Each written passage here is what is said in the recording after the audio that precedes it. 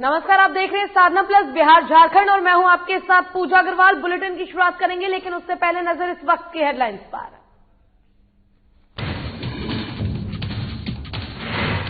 कुटुंबा प्रखंड में पैक्स अध्यक्ष नामांकन की प्रक्रिया समाप्त। नामांकन के बाद प्रचार प्रसार में जुटे प्रत्याशी। 15 फरवरी को होने हैं 3 पंचायत में पैक्स अध्यक्ष का चुनाव। पूर्व विधायक लौहमाता जगमातो देवी की 85वीं जयंती सिवसन प्रखंड के नंदामुंडा गांव में मनाई गई जयंती। राम जन्मभूमि मंदिर निर्माण निधि समारोह का भी हुआ आयोजन। गरीब और असहाय लोगों की नहीं मिल रहा पीएम आवास योजना का लाभ। पीएम 1 साल से टूटे झोपड़ियों में रहने को पीड़ित परिवार मजदूर। 1 साल पहले आंधी और भारी बारिश में गिरा था मकान।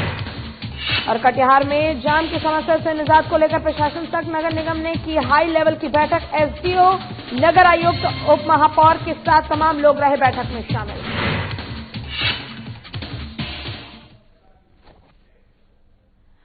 और बुलेटिन की शुरुआत करेंगे इस वक्त की बड़ी खबर से। आपको बता दें कि रांची से इस वक्त की बड़ी खबर आ रही है, जहां मंत्री झारखंड महामंत्री की बैठक की गई है। और आपको बता दें कि रांची से बड़ी खबर है, जहां मंत्री रामेश्वर ओरांव और बादल पत्रलेख रांची पहुंचे हैं। दिल्ली दौरे पर थे कांग्रेस कोटे के दोनों मंत्री। पार्टी अलाकमान से मिलकर लौटे मंत्री। अलाकमान ने बंगाल चुनाव के लिए कमर कसने को कहा। मंत्री जी ने ये बयान दिया है। आपको बता दें कि दिल्ली दौरे पर थे दोनों मंत्री, यानी कि मंत्री रामेश्वर ओरांव और बादल पत्रलेख, कृषि मंत्री हैं। ये दोनों दिल्ली दौरे पर थे, जिसके बाद अब रांची पहुंच चुके हैं। पार्टी अलाकमान से मिलकर लौटे हैं मंत्री। अलाकमान में बंगाल चुनाव के लिए कमर कसने को कहा। और इसी पर अधिक जानकारी के लिए बिहार झारखंड के संपादक दीपक ओझा जी हमारे साथ फोनलाइन पर जुड़ गए हैं। दीपक जी, दोनों मंत्री अब दिल्ली दौरे के बाद वापस रांची पहुंच चुके हैं। अब ऐसे में और क्या कुछ जानकारी है? जैसा कि कहा गया, बंगाल चुनाव को लेकर जो रणनीति है उसको लेकर भी बातचीत की गई, चर्चा की गई। क्या कुछ तमाम जानकारियां हैं इस बैठक को लेकर, दौरे को लेकर, एक बार आपसे जानना चाहेंगे। बिल्कुल पूजा, दोनों मंत्री झारखंड पहुंच चुके हैं। आज सुबह रांची एयरपोर्ट पहुंचकर मीडिया से बात करते हुए दोनों मंत्रियों ने काफी उत्साह दिखाया और काफी एनर्जेटिक दिखे। मंत्री रामेश्वर ओरांव ने कहा कि आलाकमान से बात हुई है। हालांकि जो पार्टी महासचिव हैं केसी वेणुगोपाल, उनसे इनकी चर्चा हो पाई और सोनिया गांधी से मुलाकात नहीं हो पाई। मंत्री ने कहा कि उनकी अस्वस्थता की वजह से उनका स्वास्थ्य ठीक नहीं था, इसकी वजह से उनसे मुलाकात नहीं हो पाई। लेकिन केसी वेणुगोपाल ने उनके मैसेंजर के रूप में मुलाकात किया और कहा कि संगठन को मजबूती देने के लिए आप लोग वहां कमर कस लें, क्योंकि झारखंड से जुड़ा हुआ राज्य है बंगाल, पड़ोसी राज्य है। पड़ोसी राज्य का जो टेम्परामेंट होता है लगभग एक समान होता है और जो सीमावर्ती क्षेत्र है उसमें खास करके झारखंड का इम्पैक्ट रहता है और उस इलाके में आदिवासी भी निवास करते हैं। खासकर जो झारखंड को आदिवासी राज्य माना जाता है, इसके परिप्रेक्ष्य में बंगाल चुनाव के लिए कमर कसने को कहा गया है। पूजा, मंत्री ने ये भी कहा कि चूंकि असम का इलाका भी कुछ ये आदिवासी इलाका माना जाता है, तो असम राज्य में भी यदि चुनाव होता है तो वहां के लिए भी महासचिव ने कहा है कि आप लोग तैयारी रखें। कम से कम जो आदिवासी बहुल राज्य है, आदिवासी बहुल क्षेत्र है, उसमें झारखंड के मंत्रियों का इम्पैक्ट हो सकता है। तो इसके लिए चर्चा हुआ और संगठन को मजबूती को लेकर के चर्चा हुआ। बिल्कुल दीपक जी, जिस प्रकार से आपने बताया कि काफी ज्यादा एनर्जेटिक दिखे दोनों मंत्री, ऐसे में एक बार आपसे ये भी जानना चाहेंगे, जिस प्रकार से बंगाल चुनाव को लेकर अब सभी मंत्री जो हैं वो सक्रिय दिखाई दे रहे हैं कांग्रेस के, तो ऐसे में क्या कुछ वो रणनीतियां हो सकती है? क्योंकि शुरू से ही चाहे मुख्यमंत्री की बात कर ले, चाहे फिर बादल पत्रलेख जी की बात कर ले, सभी ने ये कहा है कि झारखंड का बंगाल एक तरह से कहीं न कहीं हिस्सा रहा है। तो ऐसे में क्या कुछ वो रणनीतियां हो सकती है जिसमें बंगाल चुनाव में अपने दांव आजमा सकते हैं? ये देखिए पूजा, जिस तरह से कुछ दिनों से झारखंड अन्य राज्यों में कमजोर पड़ती हुई नजर आ रही थी, देश के अन्य राज्यों में चुनाव हुए जहां कांग्रेस का जो प्रदर्शन था काफी अच्छा नहीं रहा, लेकिन झारखंड में जो चुनाव लड़ा कांग्रेस ने जेडीयू के साथ मिलकर और यहाँ आज सरकार में शामिल है, तो पार्टी आलाकमान को भी लगता है कि झारखंड के जो पार्टी पदाधिकारी हैं वो अच्छा काम कर रहे हैं और मेहनत कर रहे हैं, उनकी बदौलत आज पार्टी सरकार में है। तो ये कहीं न कहीं एक मैसेज देने का काम किया है झारखंड कांग्रेस ने कि अन्य राज्यों में भी इस तरह से यदि काम किया जाए, संगठित होकर के यदि चुनाव लड़ा जाए तो वहां भी अच्छा प्रदर्शन कर सकती है पार्टी।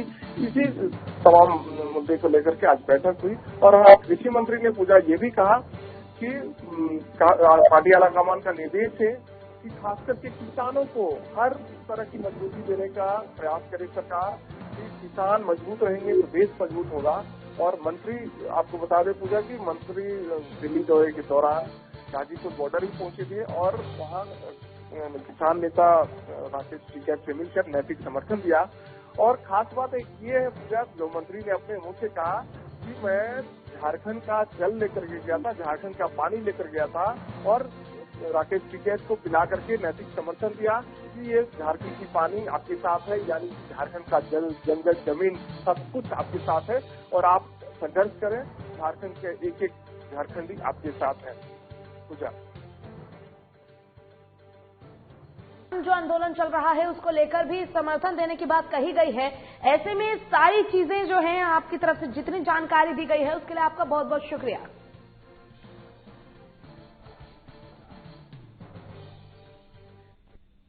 चलिए रुक करेंगे खबरों की ओर। औरंगाबाद जिला के कुटुंबा प्रखंड के 3 पंचायतों में पैक्स अध्यक्ष की चुनाव 15 फरवरी को होना है, जिसको लेकर कई प्रतिनिधियों ने अपना नामांकन दर्ज कराया है और अब मतदाताओं के दरबार पहुंचकर मतदाताओं से हर प्रत्याशी अपने पक्ष में वोट करने की अपील कर रहे हैं। साथ ही कई तरह के लुभावने वादे भी किए जा रहे हैं। वहीं भौरंदा पंचायत के नागेंद्र कुमार ने कहा है कि जिस तरह से किसानों का सुविधा मुहैया किया जाता है उसी तरह से किया जाएगा। वहीं उनके प्रतिद्वंदी नीतीश कुमार ने बताया कि अब किसान हमें सेवा करने का मौका दे। हम वादा करते हैं कि हर किसान के खलिहान से 1885 रुपए क्विंटल धान का मूल्य मिलेगा। उन्होंने ये भी कहा कि अब नौजवान किसानों का समय आने वाला है।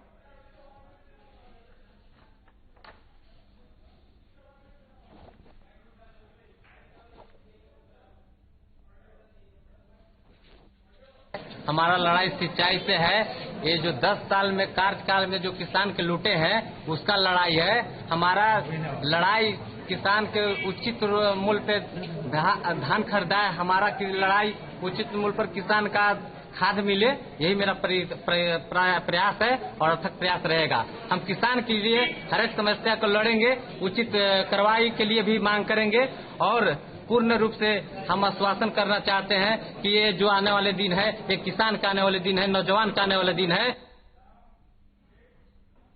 और झारखंड के कृषि एवं पशुपालन मंत्री बादल पत्रलेख दिल्ली दौरे के दौरान गाजीपुर बॉर्डर पहुंचे, जहां पर उन्होंने किसानों के साथ बातचीत की। और आपको बता दें कि गाजीपुर बॉर्डर पहुंचने के बाद राकेश टिकैत सहित हजारों आंदोलनकर्ताओं किसानों से मंत्री से मुलाकात की और श्री बादल पत्रलेख ने झारखंड का पानी पिलाकर किसान नेता टिकैत को आश्वस्त किया कि रत्नगर्भा राज्य झारखंड के निवासी ही नहीं बल्कि यहां का पवित्र जल, जंगल और जमीन भी अन्नदाताओं के साथ है। बादल पत्रलेख ने आगे कहा कि केंद्र सरकार संवेदनहीन हो गई है और किसानों के दर्द को वो समझ नहीं पा रही है। सड़कों पर लोहे की किले, कंटीले, तार और सीमेंट की दीवार बनाकर अन्याय के विरुद्ध शांतिपूर्ण ढंग से प्रदर्शन कर रहे हमारे अन्नदाताओं को अपने ही देश में दुश्मन बनाकर प्रताड़ित किया जा रहा है। और आपको बता दें कि झारखंड के कृषि पशुपालन एवं सहकारिता मंत्री बादल पत्रलेख दिल्ली दौरे के दौरान गाजीपुर बॉर्डर पहुंचे, जहां उन्होंने किसान नेता राकेश टिकैत सहित हजारों आंदोलनकर्ता किसानों से मुलाकात की।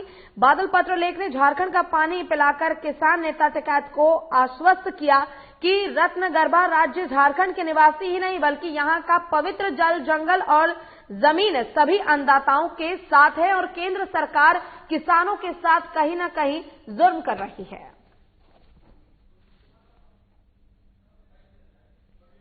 विजेश साहब और उन सारे किसान यूनियनों को नैतिक समर्थन देना है जो कि इस बिल के विरोध में, कानून के विरोध में सैकड़ों शहादतें देकर 60 दिनों से ज्यादा लाखों की संख्या में किसानों के लिए देश के भविष्य के आंदोलन को जिंदा रखे हुए उनके नैतिक समर्थन में मैं यहाँ पर आया हूँ। मैं 31 तारीख के रात को भी आया था और आज भी मैं आया हूँ झारखंड में, मैं बता दूँ बिहार में, उड़ीसा में, बंगाल में। आप देख सकते हैं कि उधर सब जगहों पे जो माहौल यहाँ है यही माहौल वहाँ भी आपको देखने को। और कटिहार में जाम के समय के निदान के लिए नगर निगम ने हाई लेवल बैठक की है। एसडीओ, नगर आयुक्त और आपको बता दें कि उप महापौर और बाजार से जुड़े गणमान्य लोग बैठक में शामिल हुए। बैठक के बाद नगर आयुक्त ने कहा कि अब नगर निगम अतिक्रमण करने वालों के खिलाफ कड़ी कार्रवाई करेगी। उन्होंने अतिक्रमण मुक्त सड़क बनाने के लिए व्यवसायियों को से भी सहयोग की अपील की है। और बता दें कि व्यवसायियों से भी सहयोग की अपील की गई है। नगर निगम ने यह अपील की है लोगों से, ताकि जो अतिक्रमण किया जाता है, व्यवसायियों से ये अपील की गई है कि जो अतिक्रमण किया जाता है उस तरीके की चीजों को ना किया जाए, वरना प्रशासन जो है सख्त से सख्त कार्रवाई करेगा उन लोगों पर जो कि अतिक्रमण करता है। नगर निगम कार्यालय में स्थानीय जो दुकानदार और बिजनेसमैन एवं जो विभिन्न जो चैम्बर हैं उनके साथ नगर निगम में बैठक आयोजित की गई। तो इसी मुद्दे को लेकर हम लोगों ने नगर निगम के सहयोग से एक कटिहार शहर को अतिक्रमण मुक्त कराना का हम लोगों मंडल प्रशासन की तरफ से निर्णय लिया गया। इसमें जो नगर निगम को मदद की आवश्यकता होगी हम लोग उसको मदद करेंगे। और यहाँ रुकेंगे छोटे से ब्रेक के लिए। ब्रेक के बाद जल्द होंगे हाजिर।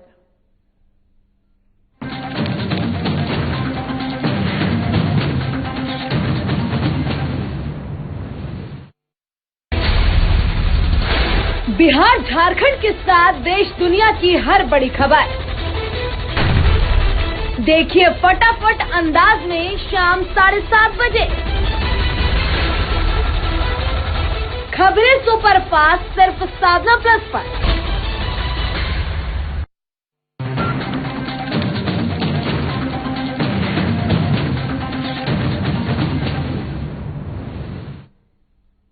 और ब्रेक के बाद एक बार फिर से स्वागत है आपका। रुक करेंगे बड़ी खबर की ओर। रांची से बड़ी खबर आ रही है जहां मंत्रिपरिषद की आज बैठक होनी है। आपको बता दें कि झारखंड मंत्रिपरिषद की बैठक आज होनी है। शाम 4 बजे होगी मंत्रिपरिषद की बैठक। मुख्यमंत्री सहित सभी विभागीय मंत्री होंगे शामिल। प्रोजेक्ट भवन स्थित मंत्रिपरिषद कक्ष में होगी बैठक। कई महत्वपूर्ण प्रस्तावों को मिल सकती है मंजूरी। ये बड़ी खबर आपको रांची से बता रहे हैं जहां झारखंड मंत्रिपरिषद की बैठक आज शाम 4 बजे होगी। मंत्रिपरिषद की बैठक में मुख्यमंत्री हेमंत सोरेन सहित सभी विभागीय मंत्री भी शामिल होंगे। प्रोजेक्ट भवन स्थित मंत्रिपरिषद कक्ष में ये बैठक की जाएगी। कई महत्वपूर्ण प्रस्तावों को इस दौरान मंजूरी मिल सकती है। शाम 4 बजे मंत्रिपरिषद की बैठक होनी है। मुख्यमंत्री हेमंत सोरेन सहित विभागीय मंत्री भी इस बैठक में शामिल होंगे। और इसी पर अधिक जानकारी के लिए वरिष्ठ संवाददाता चंदन वर्मा हमारे साथ जुड़ चुके हैं। चंदन, आज झारखंड मंत्रिपरिषद की बैठक होनी है शाम 4 बजे। क्या कुछ जानकारी है इसको लेकर? कैसे, किस दौरान क्या कुछ शुरू किया जाएगा 4 बजे से, और कौन कौन इस बैठक में शामिल होगा? देखिए, मैं बता दूं कि ये जो मंत्रिपरिषद की बैठक है वो काफी लंबे समय की बात हो रही है। और इस बैठक में कहें कि झारखंड सरकार के तमाम मंत्री और जो सेक्रेटरी हैं, विभागीय सेक्रेटरी, वो भी मौजूद रहेंगे। ठीक है, क्योंकि एक जब ऐसे समय में किया जा रहा है जब केंद्र सरकार के द्वारा जो है आम बजट पास किया गया है, तो ऐसे में झारखंड के लिए भी बहुत महत्वपूर्ण योजनाएं जो है वह भी झारखंड सरकार की तरफ से पारित की जा सकती है। कई जो प्रस्ताव हैं उस पर मुहर लग सकते हैं। उसके बाद कहें कि झारखंड में उपचुनाव भी नजदीक आने वाले हैं एक सीट पर, जिसे लेकर मुख्यमंत्री जो है इस मंत्रिपरिषद की बैठक में उस क्षेत्र के विकास को लेकर कई जो है महत्वपूर्ण जो विषय है उस पर मुहर लगा सकते हैं। तो कुल मिला के कहें कि यह जो बैठक है बहुत अहम मानी जा रही है, क्योंकि इस पर जो है आगामी दिनों को नजर में रखते हुए महत्वपूर्ण फैसले लिए जाएंगे और उन पर मुहर लगाई जाएगी। जी चंदन, जिस प्रकार से आपने बताया कि उपचुनाव भी नजदीक है जिसको लेकर अपने तरफ से तैयारियां की जा रही है, ऐसे में आपने ये भी बताया कि महत्वपूर्ण प्रस्तावों पे मंजूरी हो सकती है। तो ऐसे में कौन से वो अहम और महत्वपूर्ण प्रस्ताव हैं जिनको मंजूरी आज मिल सकती है मंत्रिपरिषद की बैठक के दौरान? देखिए, मैं आपको बता दूं कि जिस तरीके से झारखंड सरकार जो है इस कवायद में जुटी हुई है कि हर गांव को, हर शहर को जो एक रोड से जोड़ना है, ताकि जो ट्रेवलिंग का जो हो गया या ट्रांसपोर्टिंग जो हो गया वो आसान हो जाए। तो कहीं ना कहीं ट्रांसपोर्ट अगर तेजी से होगा तो निश्चित तौर पे जो है विकास जो दर है वो लगातार बढ़ेगा। और भी जो ग्रामीण क्षेत्रों में जो योजनाएं हैं उसे मजबूती देने के लिए और भी कई तरह के प्रस्ताव हैं, उसे आज पारित किया जाएगा। और इस बैठक में जो झारखंड सरकार के जो तमाम मंत्री है, कई विभाग हैं, उन सभी के जो मंत्री हैं वो आज बैठक में शामिल रहेंगे। आपको बता दूं कि कल जो दिल्ली तलब किए गए थे झारखंड के मंत्री रामेश्वर उरांव और कृषि मंत्री बादल पत्रलेख इस बैठक में शामिल होने के लिए दिल्ली से वो भी वापस लौट आए हैं। इसी बैठक को लेकर वो तुरंत जो है वापस आए हैं। तो कुल मिलाकर ये माना जा सकता है कि ये बैठक इतनी अहम है कि सभी मंत्रियों का मौजूद होना इस बैठक में अनिवार्य रूप से एक तरह से हो गया है और इस बैठक में सभी शामिल रहेंगे। और इस बैठक के बाद जो है एक नई विकास की जो योजनाएं हैं उस पर मुहर लगाई जाएगी। चंदन, जिस प्रकार से आपने बताया कि दिल्ली दौरे पे थे कृषि पशुपालन और बादल पत्रलेख जी दिल्ली दौरे पे थे, इस दौरान उन्होंने राकेश टिकैत को झारखंड का पानी भी पिलाया और उन्होंने उनसे हर प्रकार की जो सहायता है उनसे बनेगी वो करने की उन्होंने बात कही है। तो ऐसे में क्या ये मान सकते हैं कि कहीं ना कहीं आज जो मंत्रिपरिषद की बैठक है उस दौरान जो किसान आंदोलन कर रहे हैं ये मुद्दा भी जरूर उठाया जाएगा? देखिए, किसान आंदोलन को लेकर मंत्रिपरिषद में तो खैर कोई चर्चा नहीं होना है, लेकिन जो किसानों को लेकर जैसे घोषणा पत्र में सरकार के द्वारा जो शामिल थी, किसानों का जो कर्ज है उसे माफी करने के लिए और भी तमाम जो किसानों के लिए कई योजनाएं हैं शुरुआत करने के लिए जो बात कही गई थी, तो उन योजनाओं में से कुछ योजनाओं को जो है आज मंजूरी मिल सकती है। और भी कृषि को छोड़ के अगर बात करें दूसरे क्षेत्रों में, पशुपालन में या फिर सड़क निर्माण में, भवन निर्माण में, इन सब चीजों में, तमाम चीजों में कहें कि एक बहुत मजबूती तरीके से मुहर लग सकती है। जी बहुत बहुत शुक्रिया चंदन आपका तमाम जानकारी के लिए।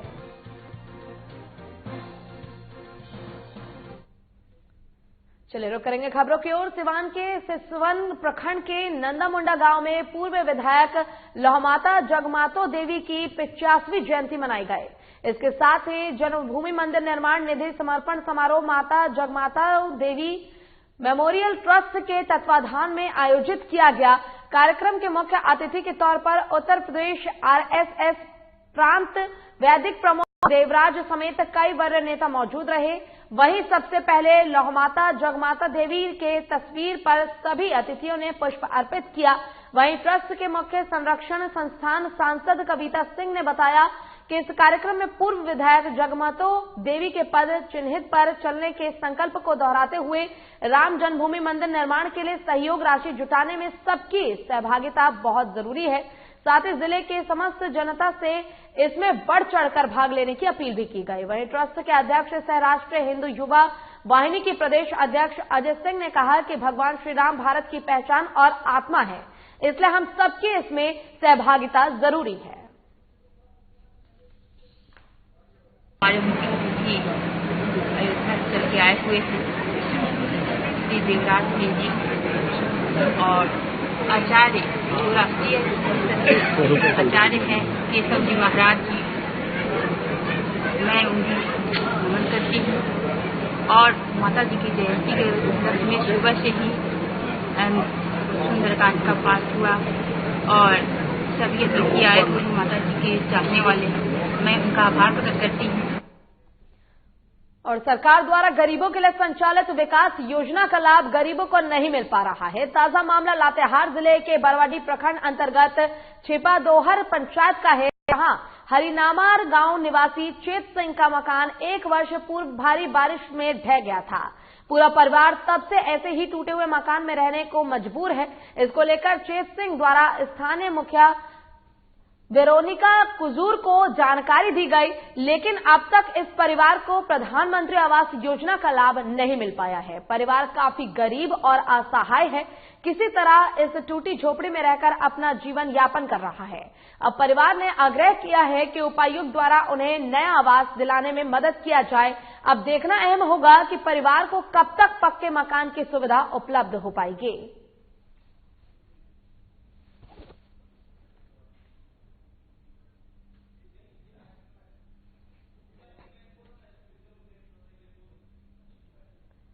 और बता दें कि जिस प्रकार से प्रधानमंत्री आवास योजना का लाभ हर व्यक्ति को दिया जा रहा है, ऐसे में आज भी एक परिवार ऐसा है जिनका मकान आज से ठीक 1 साल पहले आंधी और बारिश के कारण ढह गया था, लेकिन अभी तक उन्हें किसी भी प्रकार के प्रधानमंत्री आवास योजना का लाभ नहीं मिल पाया है, जिसके कारण उन्होंने 1 साल बाद यानी कि अब प्रशासन से मदद की गुहार लगाई है।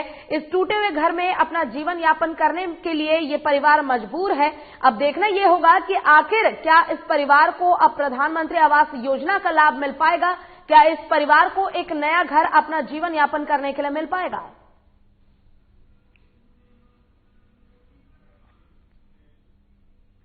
और कोरोना को जड़ से मिटाने के लिए देश में युद्ध स्तर पर वैक्सीनेशन की मुहिम जारी है। लोगों को भरोसा दिलाने के लिए सरकार प्रचार प्रसार में हजारों करोड़ों रुपए भी खर्च कर रही है, लेकिन सच तो यह है कि वैक्सीन की विश्वसनीयता को लेकर स्वास्थ्य कर्मचारियों में ही विश्वास की काफी कमी दिख रही है। आलम यह है कि वैक्सीनेशन के इस मुहिम को धनबाद में पलीता लगाता दिख रहा है। देखिए हमारी एक खास रिपोर्ट।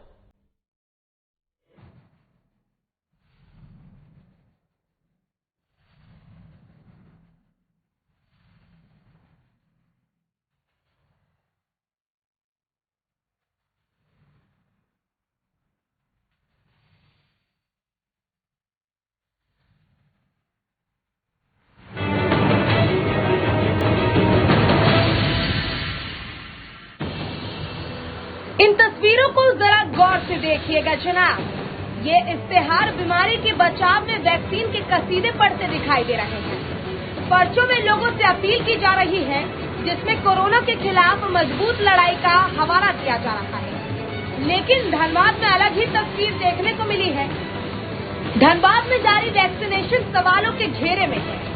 वैक्सीन की विश्वसनीयता पर स्वास्थ्य आमला का ही भरोसा डगमगा रहा है। आलम यह है कि स्वास्थ्य कर्मचारी कोरोना वैक्सीन लेने से कतरा रहे हैं। सरकार वैक्सीन के प्रचार प्रसार समेत कोरोना से जंग में लाखों करोड़ रुपए खर्च कर रही है, लेकिन यह सच्चाई कुछ और ही बयां कर रही है।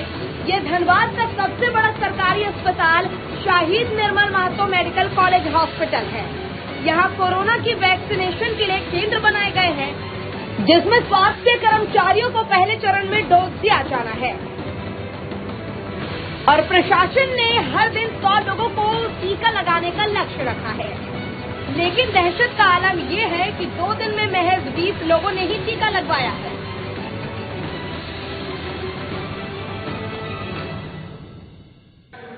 ऐसे तो 4-5 पहुंचे थे, लेकिन सब कोई बोल रहे हैं नहीं हमारा और साथी है वो नहीं आया है, इसलिए के साथ लेंगे ऐसे बोल के फिर उन लोग नाम देख लिया है नाम, उसके बाद गए हैं, फिर बोले आएंगे। अब कब तक आएंगे देखिए, हम लोग तो इंतजार में। तो आज एक भी अब तक नहीं, 2-5 को के लिए फाइल नहीं खुलेगा ना, तो उतना बेसी स्टाफ बेसी लेने वाले नहीं आए थे।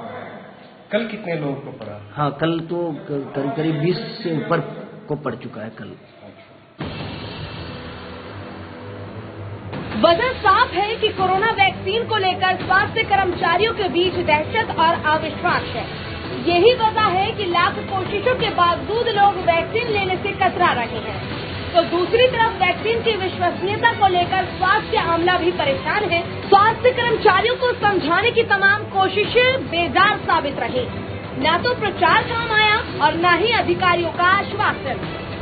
नतीजन अब स्वास्थ्य विभाग ने हालात को संभालने के लिए WHO से मदद की अपील की है।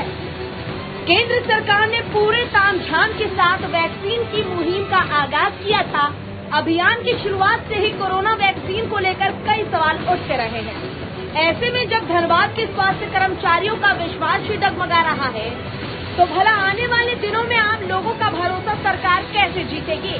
उससे भी बड़ा सवाल ये है कि दहशत और सवालों के बीच क्या हम इस महामारी को खत्म कर पाएंगे? साधना प्लस न्यूज के लिए धनबाद से संदीप सिंह की रिपोर्ट।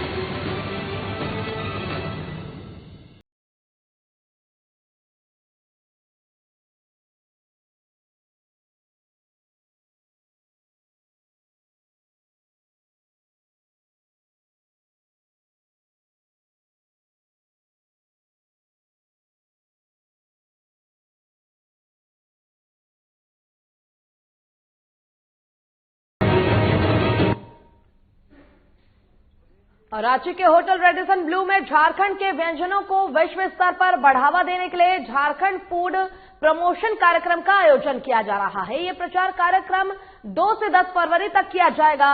वहीं इस मौके पर झारखंड के लजीज व्यंजन जैसे धुसका, रुगड़ा, पुटकल, साग, अरसा, चिल्का, रोटी और पीठा, मुर्गा झोर, टेंगरा मछली आदि को आने वाले ग्राहकों को परोसा जा रहा है। ये सारा झारखंड के पारंपरिक खाद्य पदार्थ हैं, जिससे यहां आने वाले ग्राहकों की सराहना भी मिल रही है।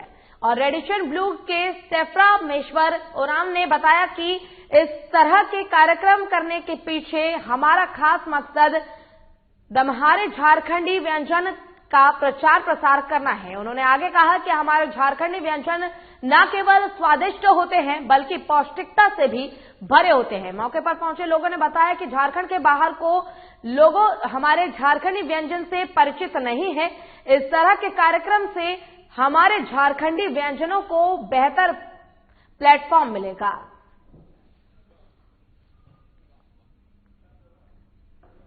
झारखंड फूड प्रमोशन है ये, और ये आज 2 तारीख से लेकर फरवरी के 12 तारीख तक चलेगा इसी वाटर फ्रंट रेस्टोरेंट में, शाम को 7 से लेकर 11:30 तक। और इस फेस्टिवल में, इस फूड प्रमोशन में हमने झारखंड के तमाम ऐसे वेजिटेबल्स खानों को परोसा है जो आज के दिन में कहीं कहीं लुप्त होता जा रहा है। हमें उन खानों को वापस एक नया प्लेटफॉर्म देना है और लोगों तक पहुंचाना है और इसको जिंदा रखना है, इस कल्चर को। और चूंकि ये खाना बहुत ही हेल्दी और स्वादिष्ट होता है। यहाँ का जो एम्बियंस है ये गांव जैसा फील होना चाहिए। हम गांव का खाना दे रहे हैं। झारखंडी का जो फूड है, झारखंडी पहले हम लोग का जो क्या था, पहले हम लोग को उसका हिस्ट्री जानना बहुत जरूरी है। हम लोग पहले छापरे का घर में रहते थे, आदिवासी स्टाइल में। अपना जीवन यात्रा वहीं से स्टार्ट हुआ है। उसके बाद हम लोग शहर बनाया, धीरे धीरे डेवलप हो रहा है। लेकिन ये जो थीम है, ये जो चीज है, ये धीरे धीरे लुप्त होते जा रहा है। आदमी का जो शहर का आदमी है, जो कभी गांव गया ही नहीं है, तो उसको गांव का कल्चर का पता नहीं होगा कैसा होगा। तो वो जो कल्चर है यहाँ पे, वो गांव वाला वो। और इसी के साथ फिलहाल के लिए इस बुलेटिन में बस इतना ही। खबरों का सिलसिला लगातार आगे भी जारी है। आप देखते रहिए साधना प्लस।